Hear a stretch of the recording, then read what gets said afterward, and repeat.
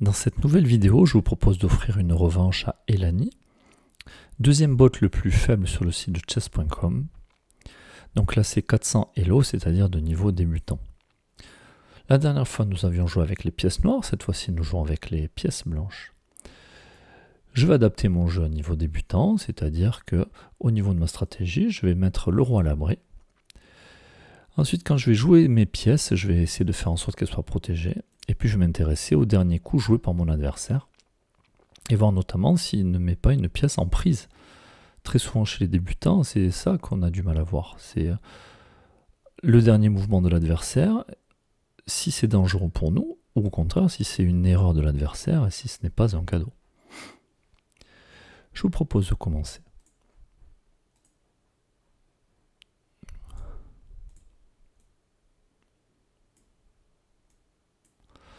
On a pris l'habitude de jouer avec E4, on va continuer comme cela.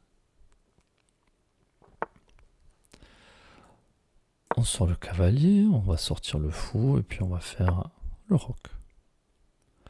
Donc j'attaquais le pion, mon adversaire qui défend le pion. Au niveau du fou, je peux le sortir en B5 ou en C4. Oh, ici c'est l'espagnol, ici c'est l'italienne. Bon, à ce niveau, peu importe.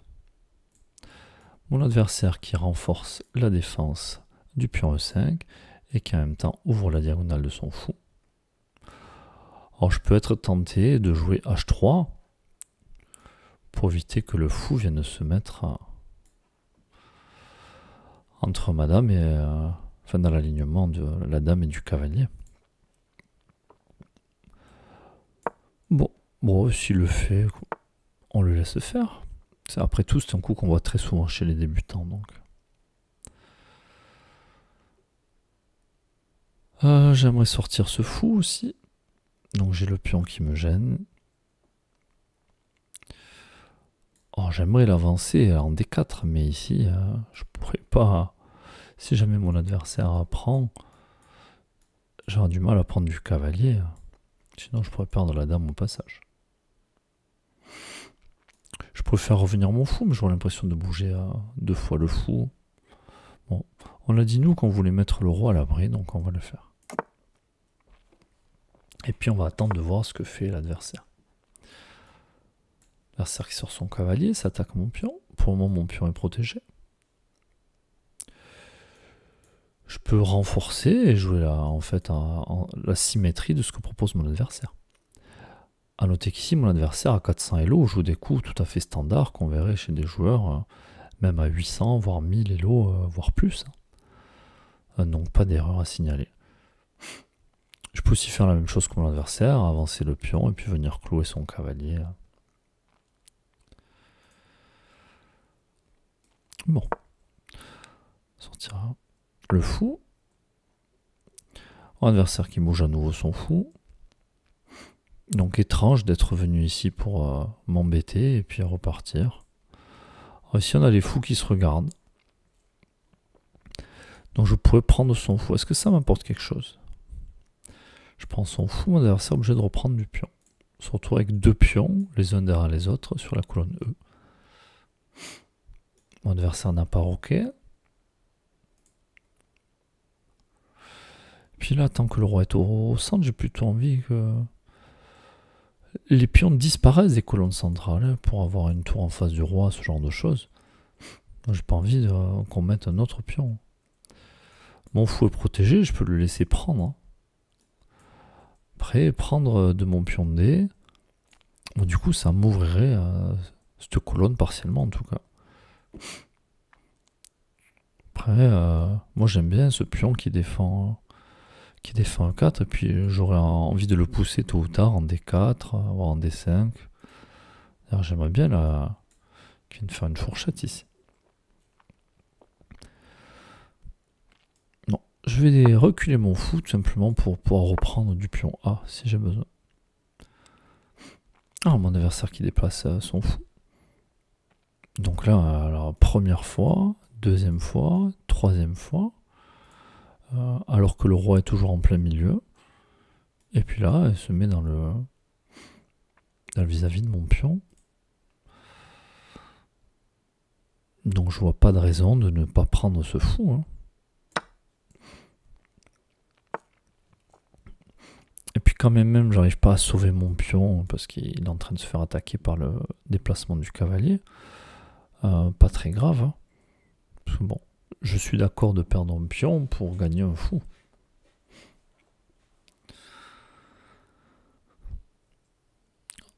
Alors avant qu'il reprenne mon pion, moi j'ai dit le roi est au centre, j'aimerais bien avoir une tour, j'aimerais bien qu'il n'y ait plus de pions devant, donc je vais avancer ce pion. Alors mon adversaire qui pousse, qui prend pas le pion, du coup il attaque mon cavalier. Si je reprends le pion, peut-être que mon adversaire va reprendre du cavalier, donc je vais perdre un cavalier. J'ai envie de mettre une tour en face. Et bon, vu qu'il y a son cavalier, il pourra quand même prendre mon cavalier avec le pion. S'il n'y avait pas son cavalier, que j'avais la tour sur la colonne E, le pion serait cloué parce qu'il y aurait le roi derrière. Mais ici, c'est pas le cas. Je peux aussi revenir en D2 avec le cavalier pour avoir nos deux cavaliers qui attaquent ce pion. Et si jamais l'adversaire pousse le pion, je pourrais pas prendre du fou puisque il y aura mon cavalier qui empêchera. Mais je pourrais prendre du pion. Après attention, si je viens ici, peut-être que mon adversaire va juste renforcer ce pion et l'installer. Mais bon, il me plaît pas. De toute façon, il attaque mon cavalier, j'ai pas envie de perdre mon cavalier. Ok, mon adversaire qui réagit plutôt bien. Alors moi j'ai deux pièces qui attaquent ce pion. Et lui est défendu une fois, deux fois, trois fois. Certainement bientôt une quatrième fois. Du coup mon cavalier, je sais pas trop ce qu'il fait là. Hein. Il gêne mon fou. Hein. Je vais le faire repartir, mais maintenant il peut plus repartir ici, il peut plus repartir par là. Seul endroit vers lequel il pourrait repartir serait par la case F1, mais pour le moment il y a ma tour. Bon, de toute façon j'avais prévu de mettre la tour en face du roi, donc... Et comme ça fera la place pour mon cavalier. Et c'est ce que je fais, je replace le cavalier. Coup très surprenant de bouger le roi. Donc on l'a dit, on a des coups surprenants comme ça, souvent quand c'est des robots réglés à un niveau débutant. Les joueurs réels feraient rarement ce genre de choses. Si comment continuer? J'ai dit que je voulais sortir mon fou, c'est ce que je vais faire. Mon adversaire qui renforce la défense du pion, parce que j'avais en tête de venir prendre le cavalier, puis pour récupérer mon pion. Puisqu'ici j'avais deux défenseurs du pion, si j'en enlève un, il n'y aurait eu plus qu'un seul défenseur du pion. Vu que la dame ne défend plus le pion à cause du roi. Alors maintenant, est-ce que je prends ce cavalier ou pas? Je pourrais, puisque j'ai du matériel en plus. Moi j'ai mes deux fous, mon adversaire n'en a plus qu'un.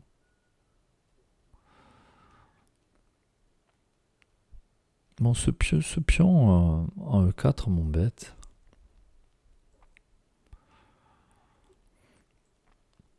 Mais bon, je sais pas trop quoi faire. On va développer ce cavalier, il a rien à faire ici. Donc soit je le fais repartir en G3, repartir en E3.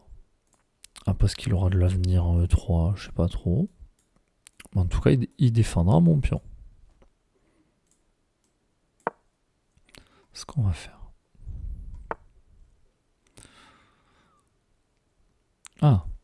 Mon adversaire qui veut plus défendre son pion D5. Surprenant. Donc il menace d'enfermer mon fou. Enfin, il menace, je pourrais toujours venir ici. Échec. S'il pousse le pion, je pourrais prendre. Prendre du fou protégé par le cavalier. Bon, moi j'ai l'impression d'avoir quand même une, deux, trois pièces qui viennent sur ce pion. Et mon adversaire n'a que deux pièces qui le défendent. Alors j'ai pas envie de me séparer de mon fou, mais je me dis que si je prends du cavalier, peut-être qu'il va pousser le fou en même temps. Mais c'est pas très grave, puisque s'il avance le pion,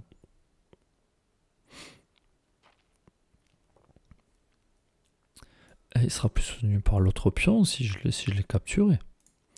Maintenant, il faut aussi que je me méfie de ce coup-là. Parce que si mon adversaire prend mon pion D4, il fera une fourchette sur mes 2 cavaliers.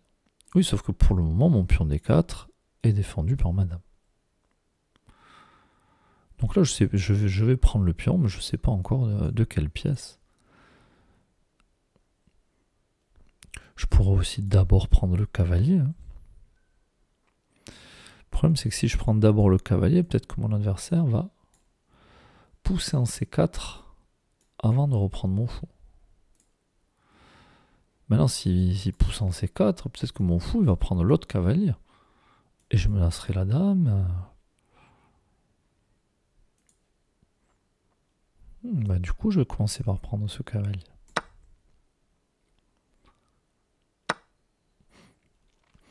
Et maintenant, je vais m'occuper de ce pion que j'attaque 3 fois. Mon adversaire qui le défendait 2 fois, maintenant ne le défend plus qu'une seule fois. Et puis donc j'ai pas peur de se pousser une fois que j'aurai pris du cavalier. Puisque le pion sera plus là. On y va. Comme ça j'attaque le cavalier. En même temps j'attaque un pion qui n'est pas défendu. Et j'ai bien envie d'échanger des pièces puisque j'ai du matériel d'avance. Là encore, je pourrais prendre ce pion. On aurait les dames qui se font face. Moi, ça me gêne pas d'échanger les dames. Après tout, je gagne un pion déjà. On va voir si l'adversaire pourra le récupérer. Mon adversaire qui ne veut pas prendre la dame.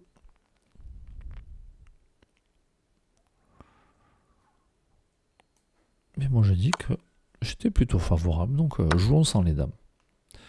Puis souvent, les joueurs débutants ont du mal à mater quand il n'y a pas les dames. Donc, on va voir ce qu'on peut faire ici. Alors, faut que je me méfie, mon roi là, qui peut se retrouver sur un mat de couloir, enfermé par ses propres pions. Maintenant, s'il n'y a plus de tour sur l'échiquier, il n'y aura pas de mat du couloir. Alors, je peux prendre sa tour. Après, je suis pas obligé. Pour le moment, il n'y a pas d'urgence. En tout cas, j'ai pas envie d'enlever ma tour de la colonne D. C'est la seule colonne qui est ouverte où il n'y a pas de pion. Et donc, c'est bien pratique pour ces tours qui visent de loin.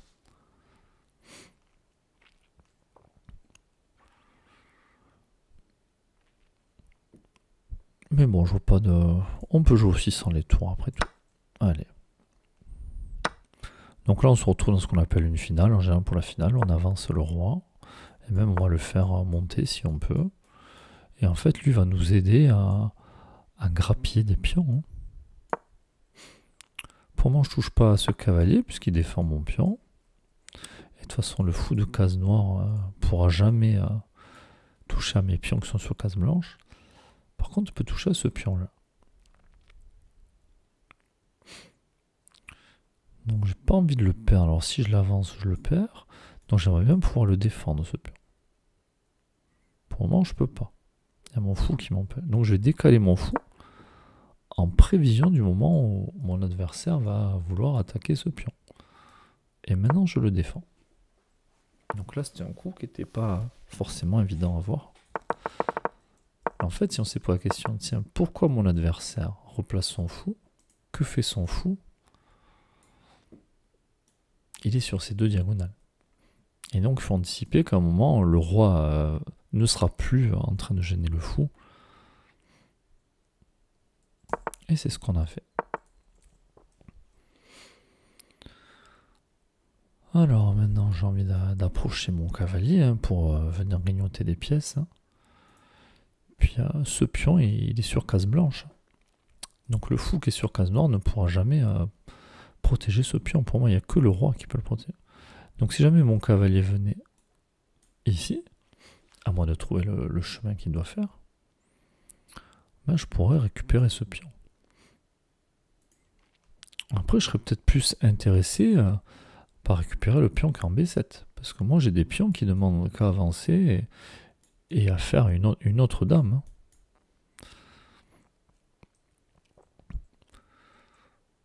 Donc, est-ce que c'est important pour le moment? Alors, j'ai aucune pièce qui peut manger mon pion qui est F5. Il n'y a que le roi adverse qui peut le manger. Et le roi, pour le moment, il est loin. Donc maintenant, c'est peut-être le moment de faire partir le cavalier. On a dit, j'aimerais bien qu'il vienne sur la case D6. Donc il faudrait qu'il passe par là.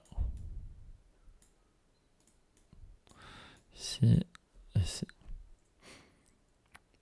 Donc je vais décaler mon fou.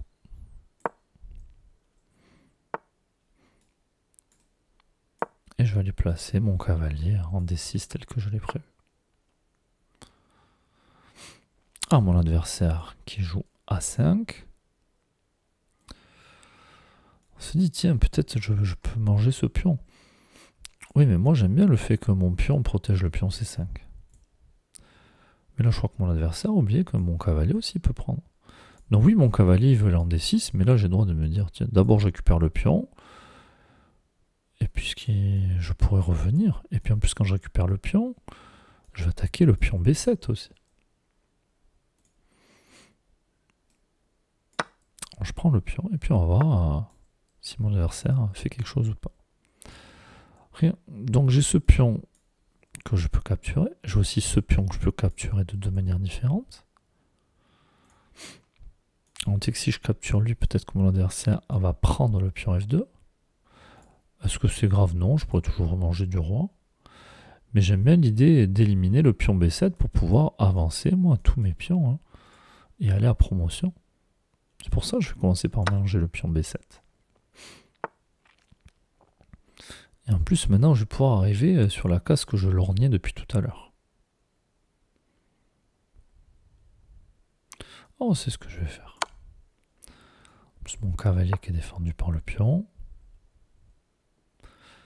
Et là, je vois que je peux capturer ce pion. Et puis, si je capture du fou en même temps, j'attaquerai le pion en H5. Voilà, il y a beaucoup de choses que je peux faire. Je peux aussi manger le pion qui est en E3. Et je pense que c'est ce que je vais faire, parce que j'ai envie de rapprocher mon roi du centre, et même d'aller plus qu'au centre. Bon, après, j'aime pas le fait qu'il soit sur case noire. Donc, je vais essayer de le promener plutôt sur case blanche. Comme ça, le fou peut pas m'attaquer, tout simplement. Peu importe par où il passe. Je reste sur case blanche. Alors le roi qui vient peut-être m'empêcher d'avancer les pions. Enfin m'empêcher. Ça va être compliqué, j'ai quand même 3 pions face au roi, il va avoir du mal à faire quelque chose. En plus maintenant que mon roi est en D5, protège le pion, protège le cavalier.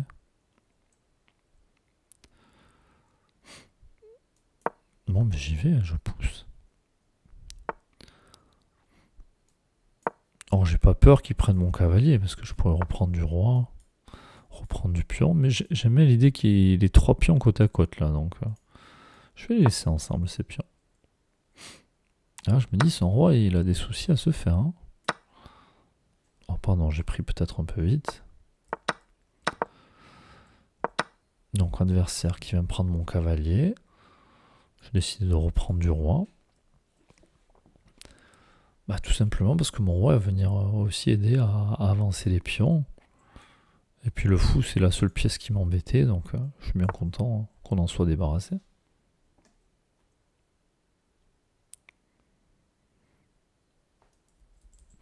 Alors, dans mon adversaire, qui a joué H4. Alors ici, je peux... ça fait échec. Le roi qui peut venir ici ou ici. Et après, je peux avancer le pion, aller à dame. Bon, c'est ce qu'on va faire. Échec, comme ça, elle n'a même pas le temps d'avancer son pion, là, de venir m'embêter. Maintenant, si je fais échec, donc j'ai le pion B7 qui est protégé par le pion A6. Et mon pion C7, il sera protégé par le roi. Donc ça va faire encore échec. Et le roi n'aura pas d'autre choix que d'aller en A7. Échec. Et donc au prochain coup, je peux faire dame. Je peux aussi d'abord protéger ce pion. Comme ça, si au prochain coup je fais dame, il sera protégé. Le roi ne pourra pas s'enfuir. Bon, à noter qu'il peut s'enfuir maintenant si jamais je joue fou C4. Mais au moins, je l'empêche d'avancer son pion. Alors pourquoi je suis content de l'empêcher d'avancer son pion? C'est pour éviter que mon adversaire se retrouve patte si jamais je ne fais pas attention.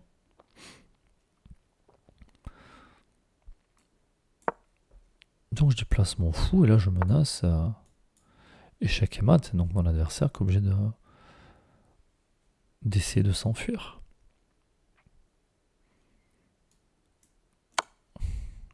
Échec. Et là maintenant je vous laisse trouver le coup qui permet de finir la partie. Alors on pourrait continuer à pousser des pions, faire d'autres dames. Mais tout simplement ici on a notre fou qui va venir protéger la dame.